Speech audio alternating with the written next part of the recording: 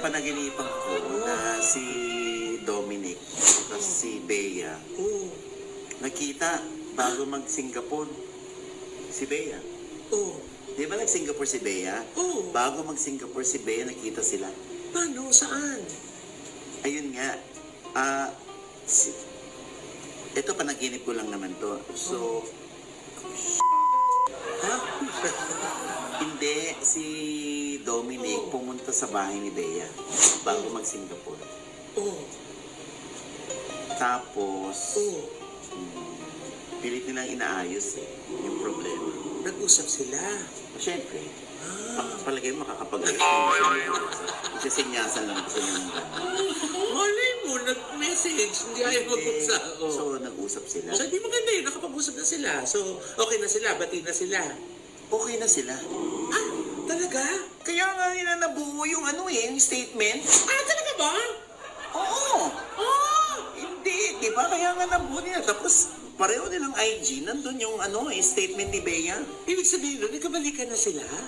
Yan ang hindi ko pa masabi, no? Kung nagkabalikan na sila, basta nagkaayos na sila. Kaso, Loy, no? Doon sa panaginip ko, nakarating. Nakarating sa mami ni Bea Alonso na nagpunta doon si Dominic. Ay, ano nangyari? Siyempre, parang pinagsabihan si Bea. Mami?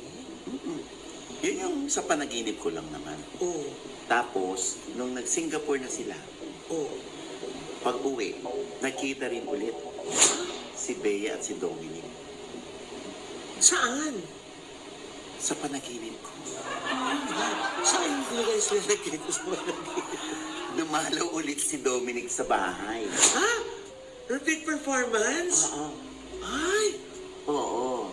I shall return? Pero ang nakakaloka nito, Loy, habang nananaginip ako, kinikilig ako. Ah, talaga? Oo.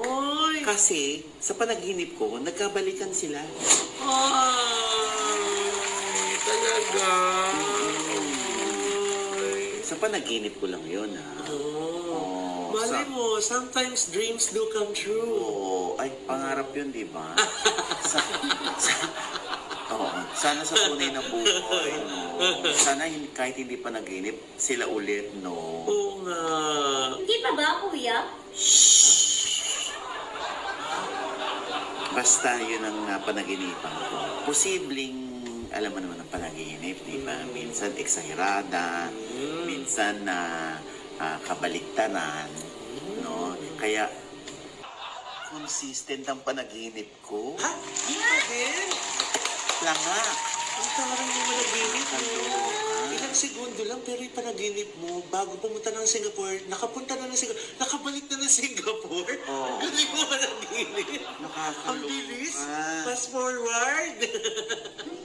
Anyway, baka hindi naman yun totoo. Pero kung totoo man yun, sa tunay na buhay yun, at hindi siya panaginip, naku, isa ako sa kinikilig. Yes. Kasi bagay sila. Uy, pero ang ganda yung panaginip mo ngayon, Hindi kasi kinilig ako. Kinilig ako sa panaginip ko, in fairness. Diba? Eh, kuya, teka muna. Maiba ako. Kasi yung mga kapitbahay namin, kuya, tinatanong ako. Kinikilig sila sa Lin lang, kay Paolo at saka kay Kim Chu.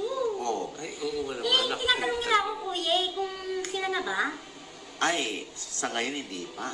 Pero huwag na tayo magtaka kung isa sa mga araw na to, sila na. Ay, Oo. talaga? Kasi parang parang na-magnet sila sa isa't isa.